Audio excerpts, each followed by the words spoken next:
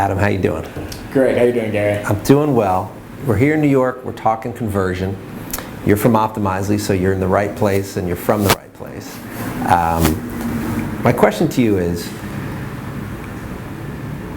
what does a merchant need to establish a conversion rate optimization practice?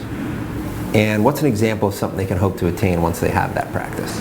Yeah, great question. And I think that's a question for a lot of merchants when maybe they signed up for an A/B testing product a long time ago. A lot of the initial messaging when products like Optimizely came out was so easy, one person can do it. They signed up, logged in, changed their button color, and didn't see any change. Right. And they thought to themselves, like, wow, A/B testing must not be for me. Sure. So typically we think of optimization programs as having three parts. There is someone who owns the overall program and strategy, a marketing manager who's kind of the frontline general.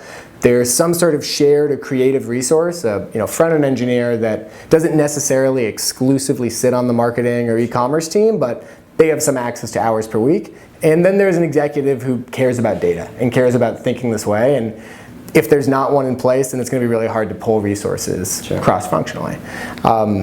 When teams like that get together and when the test changes from let's change this button color to let's rework our checkout flow. An example that comes to mind for me is an e-commerce company that I work with in the Midwest.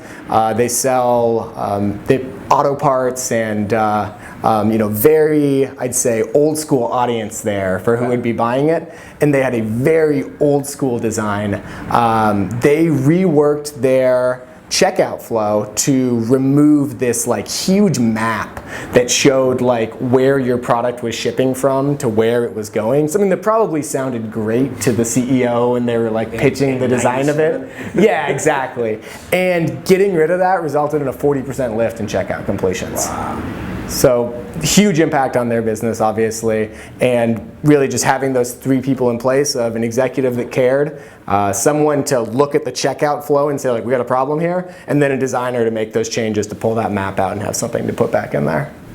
All right. Thanks a lot. Thanks for asking.